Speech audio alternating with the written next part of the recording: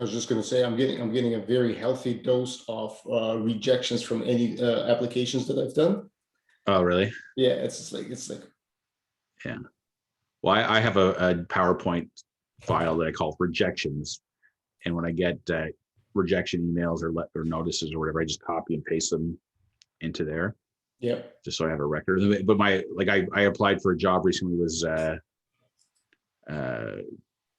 region director or something for Franklin Covey, which is the company that owns the center of its highly effective people. But it was for the sole purpose of getting a rejection letter from them, because like I've got Lego, I've got McDonald's, I've got the Blue Jays, and I'm just like, I want to add Franklin Covey to the list.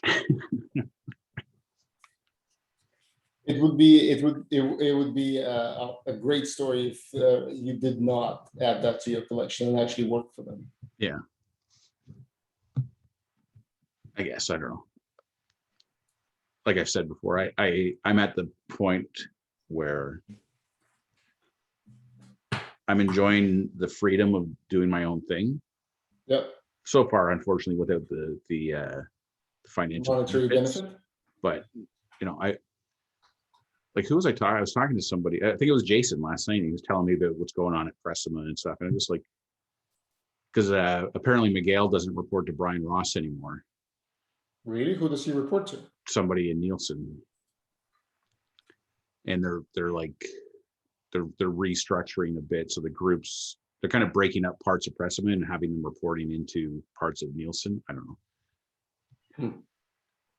Yeah, I heard that because the whole Nielsen was bought by I told you this. It was an equity company or something. Yeah, an equity company. So now they're going through the regular process of optimization. Yeah. All right, I'm going to share. But what did Jason? How any what did he say about Pressman? Just curiosity. Well, you just said there it's a mess right now because there's a lot of uncertainty about what's going on, who's doing what. Since they lost Loblaws, there's a lot of things up in the air. Obviously, the climate isn't great right now for finding new clients. Yeah, I heard they didn't land any new clients. Yeah, so it's I don't know. I don't know why, but I hate Nielsen. I never worked there, but I don't know if it's because my whole entire existence in grocery.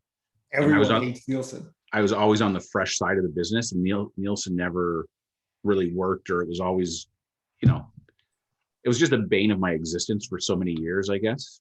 So I loved when we were competing with Nielsen. I loved when we launched Pressman. We were stealing people away from them, in terms of staff, and also stealing clients, and just, I like the feeling of beating them. So the fact that they bought us or bought Pressman, it just annoyed me. It's one of those things where it's like, if I was still working there, I don't know if I could go work for Nielsen. Oh, please. Oh, everyone's like, oh my God, I have principles. Fuck off. Yeah. You either do your own thing or you just get paid money. Yeah, I guess. No, I know how you're feeling though. Well, when I was at Loblaws, so Mark, I don't know if you know Mark McNeil, if that name rings a bell. He used to be a senior guy at Loblaws, and then he was senior at Lassonde and a few other places, but he was at Weston's before I left Loblaws, and he came to see me, and he was kind of talking about a job opportunity for me. And I basically told him, I said, honestly, I don't think I can work at Weston's. He's like, why not? I go, because I fucking hate Weston's. Weston's has been a pain in my ass for 5 years, every day. I can't, I don't think I can mentally do it. Anyway. It's, what, it's funny you should say that, and we probably should have kept it in the original section, because when you think about all of the companies, there are only a handful that actually do any sort of good for society. If I know I was talking to my wife about the same thing, talking about banking, especially Canadian banking, where there's so much rhetoric and so much money spent on marketing virtues. Yeah. Where in reality, you're still charging people money for the privilege of them keeping it with you. Yeah. So you could, as a big bank, help families by lowering credit card rates. Yeah. You could help families by removing the fees, which, because there's no paper statements, it's all automated. Yeah. There's actually no work. Well, I told you, I got a paper statement for my business account from RBC. Yeah. They charged me $5 or something. Yeah. For one piece of paper. Yeah. You deposit cash. I mean, yeah, they charge you for depositing cash because assumingly they have to then take it to like the whole like moving of.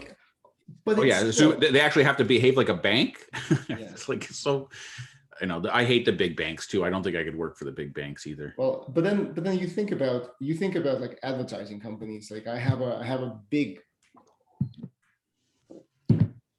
like with this whole pandemic stuff and the vaccinations of the, like, I know kudos to you, you got the vaccine. I'm on the fence.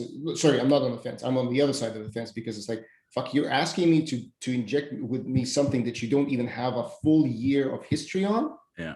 Fuck you. Yeah. Like, I mean, I am positively saying fuck you because I know that survival rate for my age group is 99.9972%. Yeah. That's stats. So yeah, but there is an ad agency that's making sure that this all goes out the door. Yeah. There are people who are saying, yeah, let's do that. Yeah. Guys, but so it's the money is made where money is made. It's kind of like, it's like saying that, oh, this is evil. Sure. Did you see in Ohio that they did the vaccine lottery? Somebody won $1 million.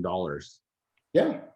And no one actually turns around and asks the questions like, if this is so deadly, why do you have to give ice cream, donuts, $1 million prizes, gifts to have people do this? Like if you think logically, if people were, if the yeah, well, this is the biggest social engineering campaign in history. But it's fantastic how it's working. It's going to be a great case study if we're left to kind of go through it. Yeah. Anyway, enough of that. But to the point of when you're doing something yourself. Yeah. I like our product. I like our product a lot. Yeah. I think our product can bring a world of good. Yeah. And I'm actually very, very happy that this is the product. Yeah. Anyway. Yeah, I mean, me too. This is it's something we can feel good about for sure. Yeah, it's not like a feel good product for the sake. It's actually, the more I read a couple of articles, I decided not to use them because hell,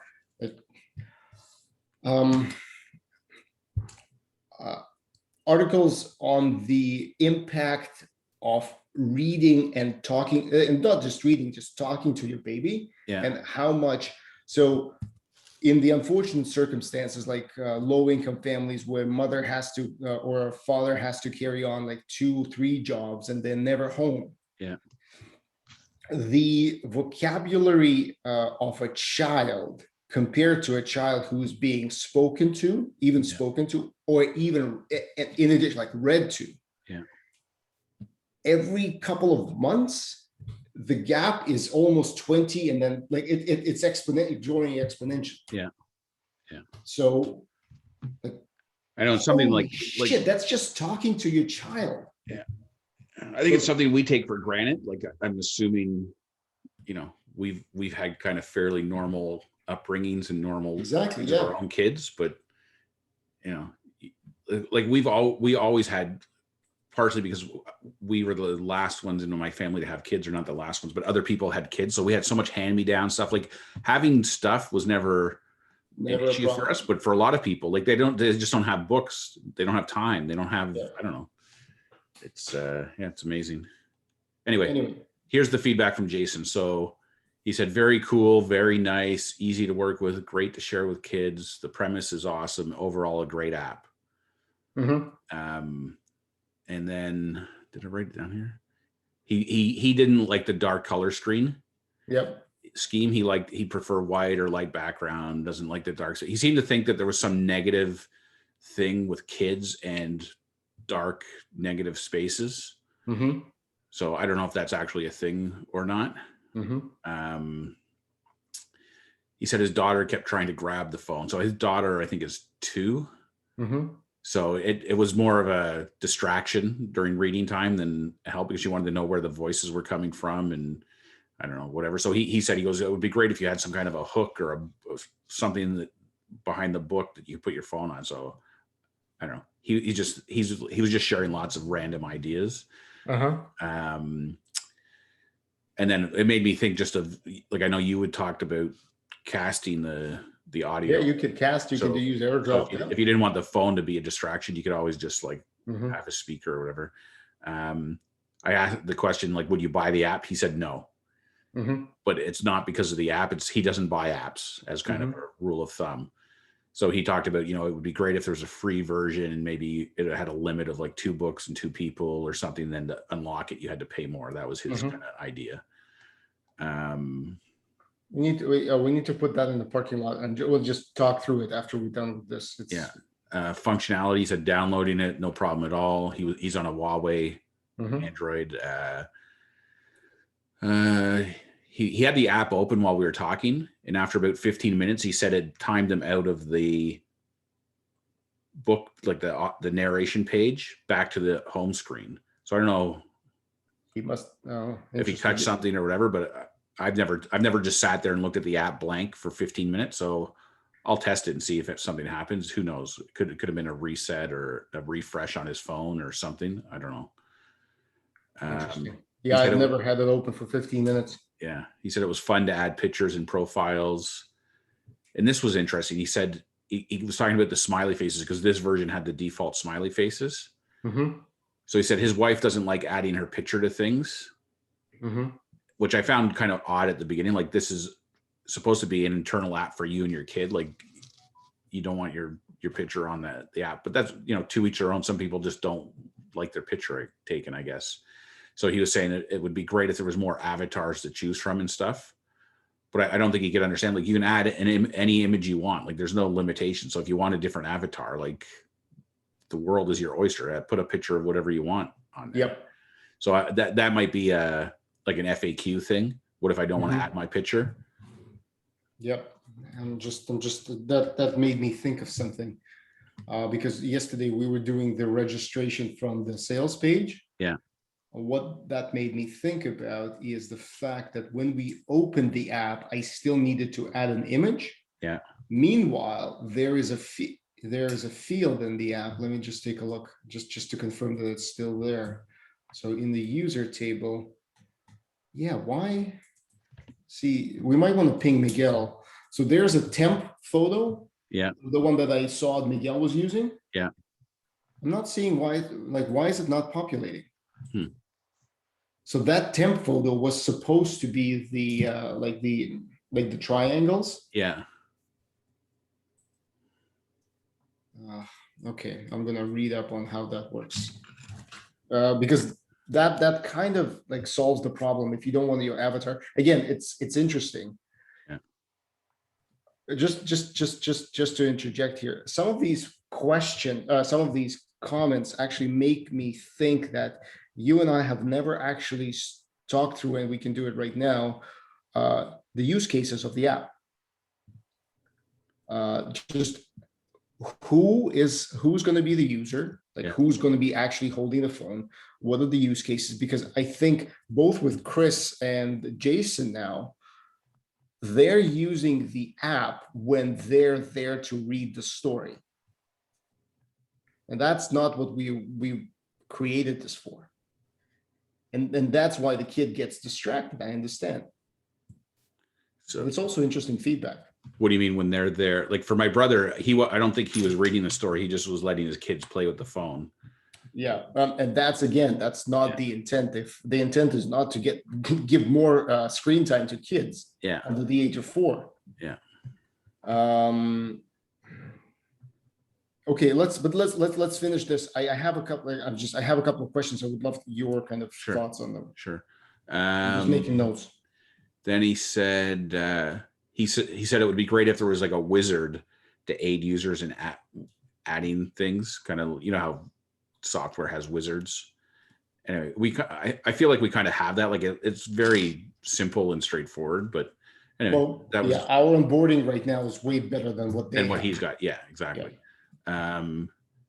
He added a French book, and that's the one they were having trouble finding the author in that particular book. Yep. So I said, if we just got rid of the author, would that be okay? And he said yes. So I think we already did that. He liked the guide videos. He thought they were very well done. And I asked him who he would add. He said he would add his parents and his in-laws. And he said having their voices would add sentimental value to the app. So the whole idea, because both his parents, like he lives in Waterloo or Kitchener, and his parents live in Brampton. Her parents live in up near Lake Huron somewhere. I forget the name of the town now. But anyway, like they're not around the corner. So the whole notion of having the grandparents' voices in there was a big deal to him. Oh, this is typical Jason. And then other ideas, he's like, idea for adding a voice modulator. He's like, oh, it would be so good if Darth Vader could read your books to you and stuff. If you know who Darth Vader is. Yeah. And then he said, and then he started talking about like how this could be used for people with disabilities.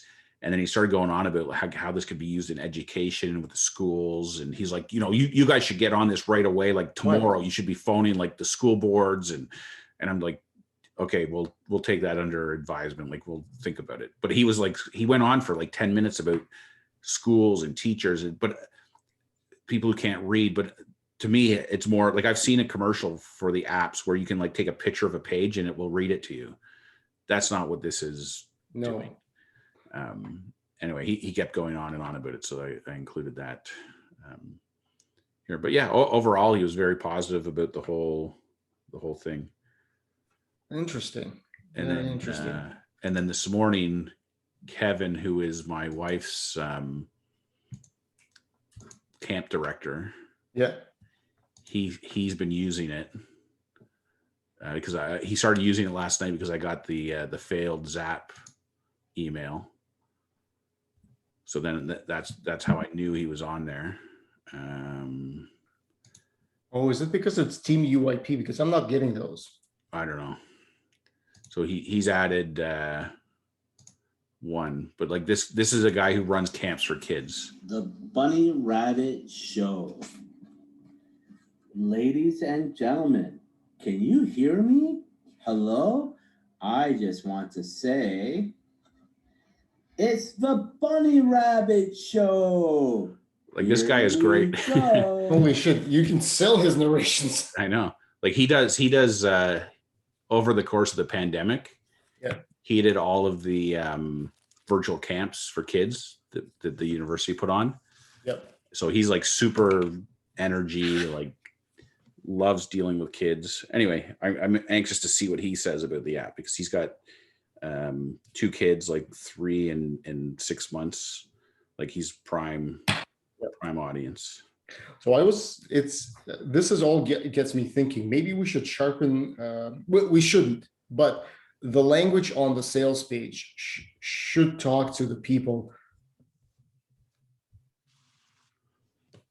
who we want to target as the prime audience. I think we already do. I think the 3 bullet points that I put up, let me just share that so we can take a look at this. Yeah, well, I think it's helpful. Like when I started going through it the other day, like I said, I didn't get to finish it yesterday, but once we have the meeting with Olga tonight, yep, I think that gives us a pretty good cross section of views. Yep, and then we can go through the whole thing with that through that lens of each of these folks.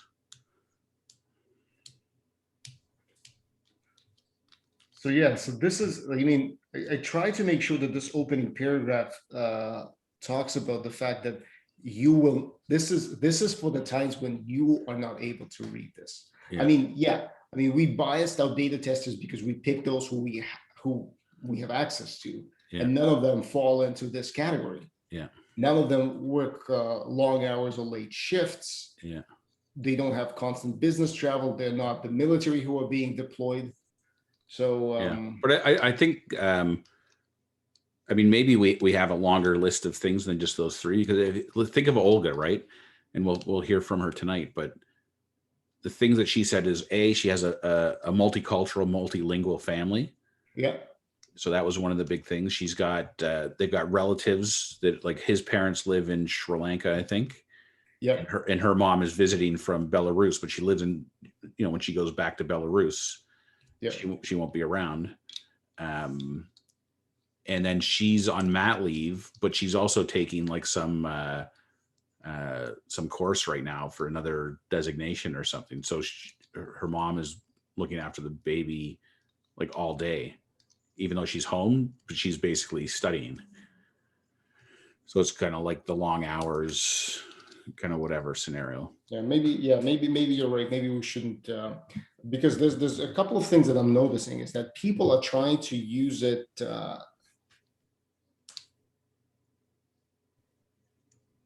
You know what? Maybe I'm overthinking this. Maybe you just let it out into the population and then see how people choose to use it. Yeah, Because, people will use it the way they think the way they choose to use it for them. Story time is not meant to replace books. Yeah, that's important, because that's the comment of like, oh, it would be great if you could take a picture of all the pages and you could do this. And that's, again, that's not what this is meant to do. So I think part of it though too is when you ask people for feedback, like, it's human nature that they're like, they want to share ideas, or they want to point out, like, this used to be all the time at Preston when we did user case studies or feedback and stuff too. It's like, you're asking people for their ideas, like, what's wrong with this? Like, people used to say, oh, well, that person was really negative. I said, well, I don't know, were they? I think we asked them, what's wrong with this? And they told us. Like, that's not being negative, that's answering the question that we asked them. Yeah. So they're like, it's almost like there's an element of like, your job's to find things that are wrong, and in the absence of things that are obviously wrong, you're just going to make stuff up that's wrong because you want to answer the question of what's wrong. Yeah. So you're right. Maybe, you know what? I am overthinking. I'm definitely overthinking this. I'm trying to put people into buckets. Yeah.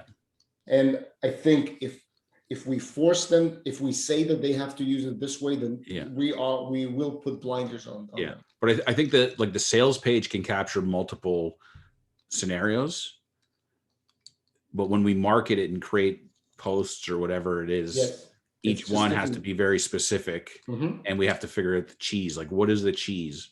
Yes. Right. So you're right. That's actually a very good idea. We can create different campaigns targeted at different audiences with what we assume to be their problems. Yeah. Multilingual, is it a dash or is just one word? I don't know. Anything like that, I always Google what, multilingual or multilingual.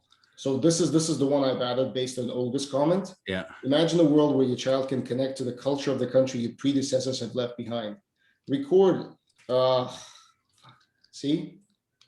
listen to tales from another land, read in its native tongue by you or the grandparents. A unique way to preserve your heritage and add to, oh my God. Yeah, I'll work on your copy, because as soon as you said predecessors left behind, I just got like this whole negative feeling of like abandonment, and like, I know it's not meant to be that way, but it's like, it's kind of argumentative. Like, I didn't, I'm still Italian, I'm still Russian, I'm still Irish, I'm still whatever. Just because I moved here didn't mean I left it behind. Just make sure you work on the copy, and my typos are just, typos are a bane of my existence. That's all right.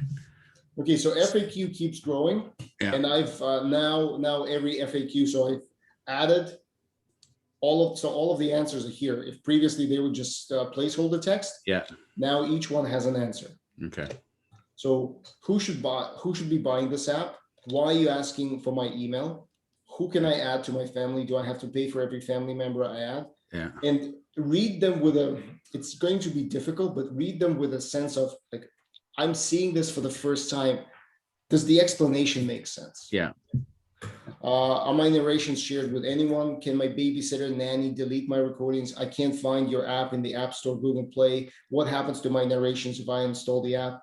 Do you sell books? Can I record in languages other than English? Can I be a member of multiple families? Can I record a narration on my computer? Can I narrate right in the app? Do you offer refunds? How do I get help if I'm stuck? Why does my narration stop when my phone locks? Yeah.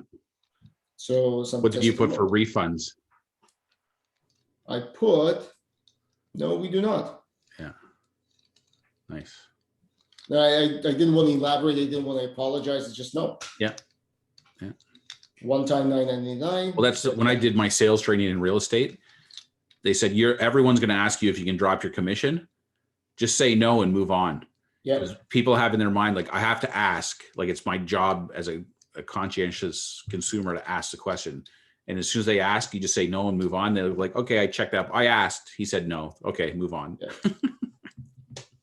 So I tried looking at this in both the tab and the mobile view when I was developing this. Everything, I've tried to align everything so it's fine. So this is, now you have, so the privacy policy I'm going to add to, but there's going to be 2 more pages. Yeah. Need help. And this is not just going to be here. I'm intending to put like a section below the buy button. Yeah. As to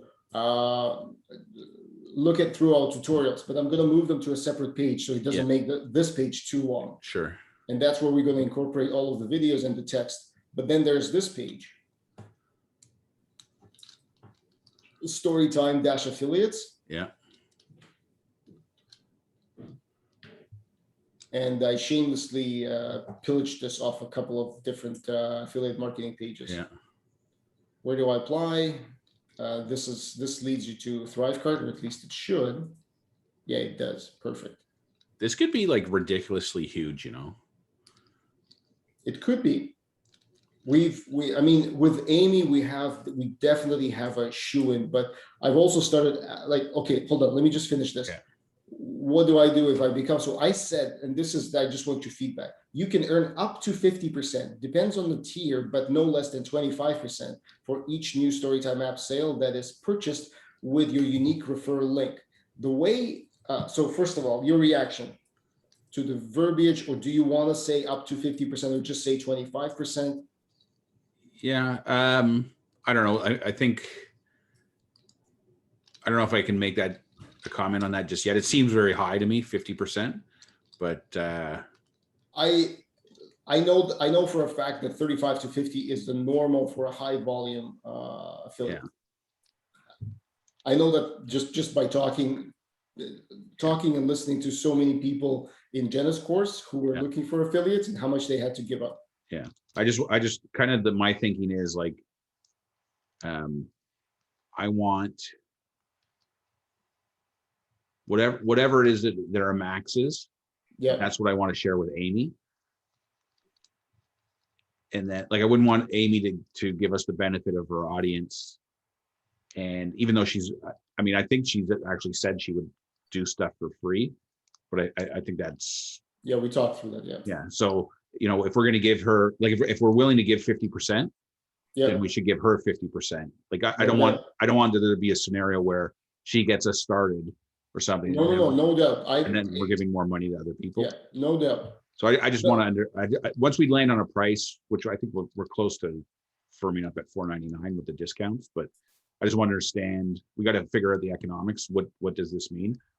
Although I'm with you, like the giving somebody a low percentage of no sales is stupid if it's a certain percentage that you need to get the sale. If you imagine a graph, it's kind of like this. Yeah. The higher the volume of our sales, the lower we have to give away as affiliate fee. So when we it's essentially you get it. I mean, if it sells like hotcakes, then it will not take an affiliate any work to promote this. It's basically just getting money for free. Yeah. It's just putting it out in front of the audience and it sells. Yeah. And that means you can give away a lower commission. Yeah. If they have to work for it. Yeah. Well, I think too, like, I don't know how you're feeling, but like, do we just do a launch with Amy first, assuming that like she's the prime audience, she's got the traffic, and then make some decisions based on how things go with her? I think that would be smart because we have operational stuff that we don't understand yet. Yeah, Greg. Yeah, you hit the nail on the head. I was just going to go there because I am shitting my pants with the thought that if this is a runaway success, we hit a bottleneck so fast it's not even funny. Yeah, that 25,000 rows keeps 25,000 rows. That's not 25,000 users. Yeah. That's, let's say, 10,000 users in each uploading a book. We're maxed out. That's 30,000 rows. Yeah. Yeah. I got to go back and watch that interview Miguel did with the CEO, because for some reason in my head, I remember them talking about this row limit, and the CEO basically dismissed it as a non-issue. Yeah, just review that and see if he's talking about rows in Google Sheets or glide tables. Yeah. Yeah. And maybe I'll email Miguel the question too. So what do you, let's, I got to take 2 seconds to go to the washroom, and I'll be right back.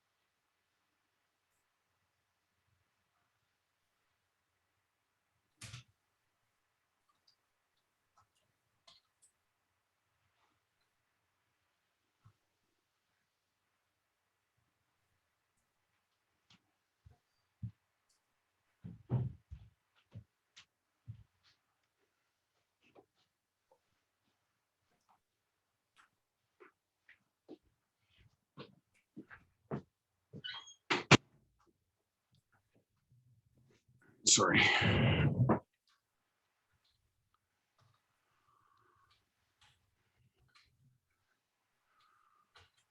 So the typos bother me. I know I create them.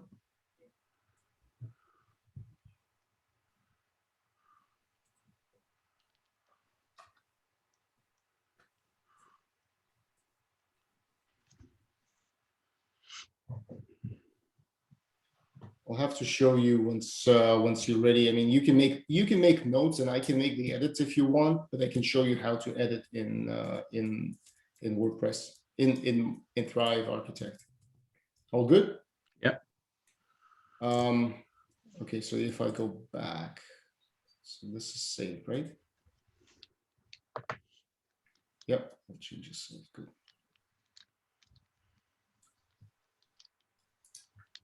So yeah, so let's finish with the affiliates page. Maybe based on this discussion, maybe we just put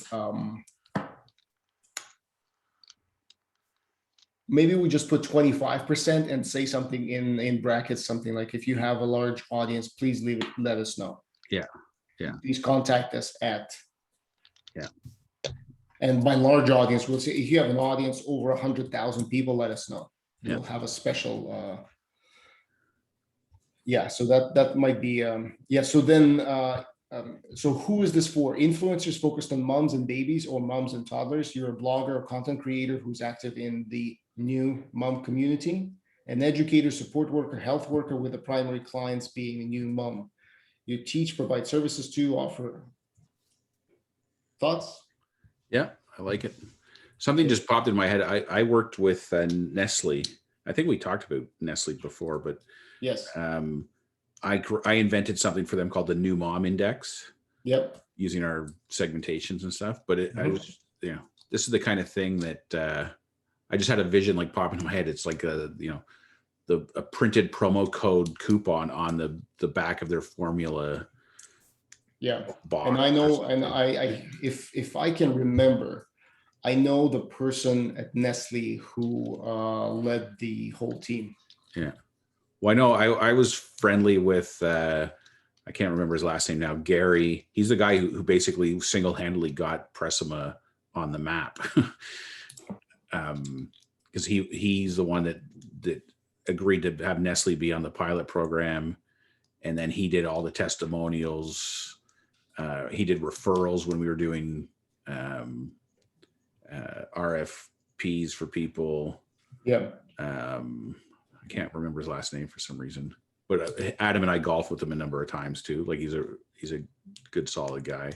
I'm assuming he was a lifer, so I'm assuming he'd probably still be there. And then there's another lady, Laura English, who was like our key contact. I think she moved. Yeah, that's exactly who we talked to from MRM. Yeah. Yeah. So there's no reason why we wouldn't pitch them, but going after a big company like Nestle would imply that we already have everything sorted out. Yeah. Why I say, yeah, we will know pretty quickly with Amy if this is catching on or not. And then once we get good numbers, then I think that the options are endless. Yeah, if this continues, if this just clicks like every few days, somebody buys this and like continues to buy it, it's good. Yeah, and the good thing too is there's the buying, but then there's also the analytics and the usage, right? Like if we can show like people are engaging with this app daily, that makes it even more valuable. Yes, and then when people buy this app, we may want to talk to Amy as to how do we make this valuable, because remember we'll have an incredible email. 10,000 people buy the app, you have 10,000 people that you can market to, assumingly. Yeah. Let's say only 20% check that box. You have 2,000 people to market to. Yeah. What do you tell them? Yeah. But it's a good problem to have. Yeah. Well, maybe that's where we become affiliates of things. Yeah, absolutely. That need that audience. Absolutely. And that's what you market to them. Yeah, I mean, we can sell our pitches on Udemy as well. Yeah. It's a very focused. I haven't seen on Udemy a very focused list like this. Bitcoin, yeah, sure, because it's easy to like get emails from people like, oh yeah, how do I make anyway? Yeah. Focus on just need your focus on this one.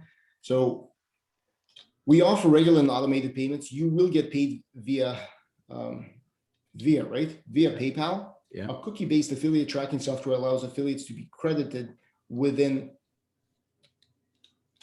What the fuck?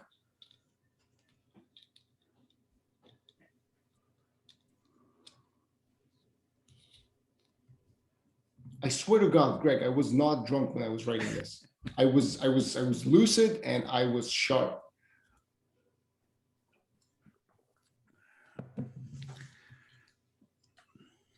Maybe you should have been drunk.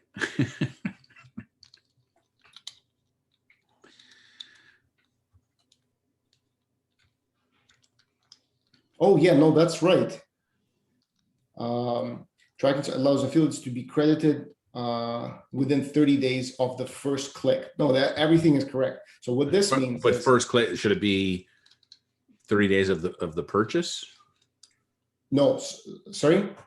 Is it 30 days? No. It's essentially if you're an affiliate marketer and you give somebody an affiliate link, so they click on story time from your page, they land on our Thrive card or they land on this page. Yeah.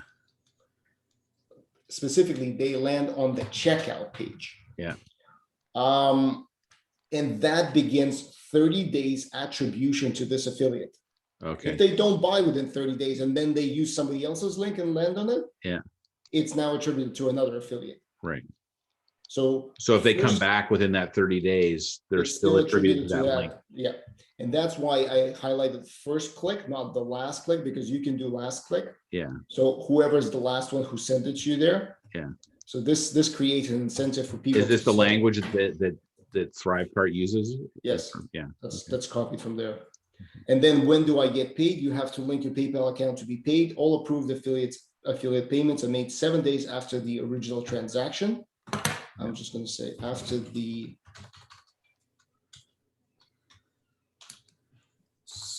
successful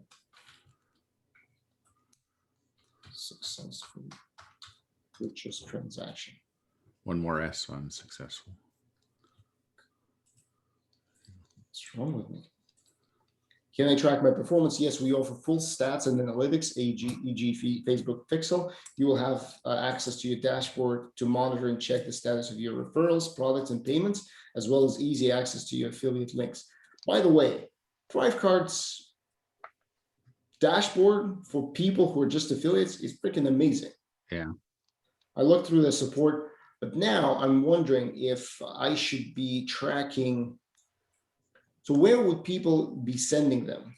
Would they be sending them to the, yeah, they will be sending them to the sales page, because I can also create a link in ThriveCard. Like for ThriveCard allows you to create any sort of affiliate links, and then the affiliate just chooses which one they want. Right. It's kind of like, think about if you had a special promotion and there was a special page with a special price. You can tell all of your affiliates like, hey, this page is now here, and you can drive traffic to it. Yeah. You can also allow affiliates to use specific coupons. So let's say an affiliate is like kicking ass and taking names. Yeah. You can create a coupon and attach it to their code only. Yeah. So then this affiliate gets a specific benefit. Yeah. I was actually. Yeah. Well, Go ahead. That's what I was kind of thinking in terms of like the promo codes and stuff. Like the people that are driving the most sales, you can give them the best programs, or a promo code that is specific to their business, right? Like Pregnant Chicken could get their promo code could be Pregnant Chicken 50. Yes. You want them to get some kind of a credit from their consumer that they got them that discount. Yeah, you can give them a special discount. Yeah. So I was playing with this yesterday. I don't know if we want to create their own funnel. Yeah. The other thing that's cool that might be, I don't know if it's in play or not, but if you think about people's value propositions. Yes. Right. Like, is there a program, like say Amy's launching something new, like her pregnancy, say she gets her pregnancy app or her new site or whatever, and she could give this app away for free, but she basically would be buying it from us for whatever we normally make on an app. If we make $2, for every app she gives away, she gives us $2. Yeah, absolutely. That's easy. Yeah. You know how you do that? No, but I'm sure ThriveCard has a way. I was going to say that I have an answer, but I don't know if I do.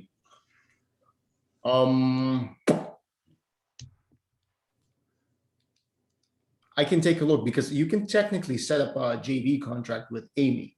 Yeah. And then have a coupon for 100% off. Yeah.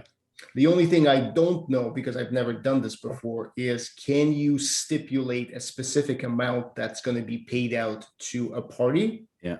Regardless of the amount of the purchase, because I know that coupons, the way they treat coupons, if you give 100% off, JVs get zero. Yeah. Or it's kind of like the Nestle thing. Like if they gave it away for free on their formula, but they would pay us everyone that buys with that promo code, we would bill them. Yeah, with Amy, it's simple. I mean, if she does something and attaches this, and the cost of the app to her is, I don't know, $2, $1.50. Yeah. No problem. I mean, we can always set up a code whereby we track everyone who comes through her funnel. Yeah. And then we just bill her. Yeah. But then I would love for this to be automatic. So what do you think? Do we need to like their own funnel tracking code, set up their own bonus? Maybe not. Maybe not. I don't know. That's go with it. Go tell me what you think, because I was exactly, it's like, what are they going to attach? Yeah, I didn't know what they were going to attach, but it's again, I don't know the affiliate. Like there might be something like that where they're bundling multiple products together. Yes.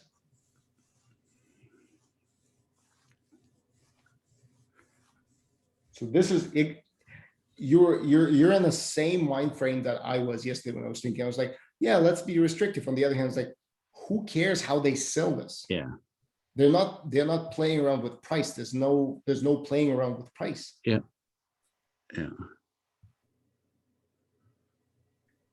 But right now, affiliates are selling this at $9.99. You know that. Yeah.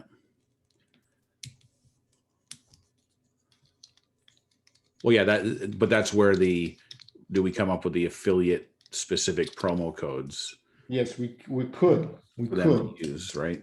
So what I was gonna say is, you see, so this is affiliate sign up. Now, if we go to affiliates and product options, this is the product that we get a sign up URL. We have that. Yeah. We can have promo materials like swipe copy, banners, videos. I don't want to get into that because that's too complicated. Yeah. Edit sign up page. So that's this. No, where was I gonna? Oh, sorry. It's probably still in products. It's here. Well, I think on that, like giving them, like this is what Kajabi does with their affiliate program. Yep. They have posts. They have like headers. They have like marketing assets.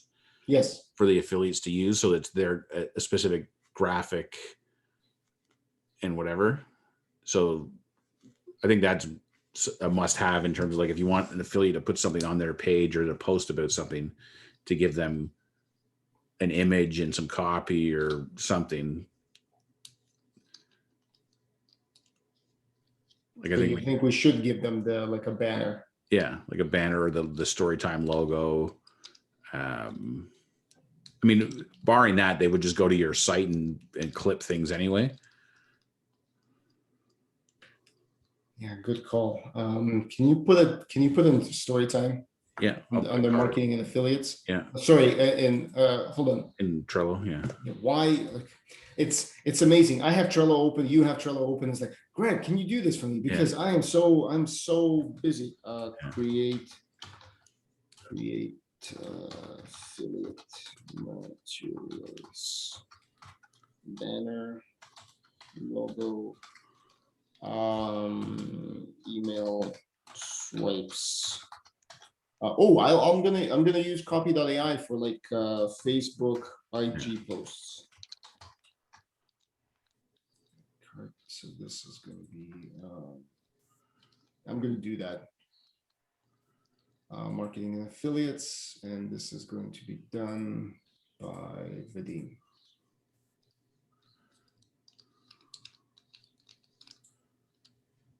All right, I gotta run or walk, I should say, because I gotta go walk the dog, and then I'm gonna be live at 11:30. I'm gonna join you. Nice. Heckle you too. I'm going to figure out the links, where the links are, because we might want to offer the link right to the checkout cart rather than our sales page. Oh, excuse me. Thought you had a good night's sleep. I did. Gonna need another tea, I think, before we go on. I wrote, here's my deck, so I've got notes on it just as a reference, but on this first page, I don't know if you can see what it says there, and you probably can't. No, it's black to me. It says energy. Reminder, have some energy. Subscriptions. Man, this is great. And whenever an affiliate signs up, Storytime app, we use integration with ActiveCampaign and add them to the list of Storytime app affiliates. Yeah. Automation. So I wanted to talk to you about the funnel that you need to do a lot of reading, man, because my copy is dangerous based on what we just saw. Yeah. I created a abandoned cart. Okay, fine, go. It's we may want to hop on later in the day, but okay. Well, I've got my Jamie call from 12:30 to 2:30. Then we have Olga. And then we have Olga at 4. So we can talk after Olga, unless you got I don't have anything planned or dinner or something, but maybe we just stay on the call after Olga's done. Yeah. We can do that if we need to. Okay. I know where to find you. All right. Cool. Bye. All right. See ya.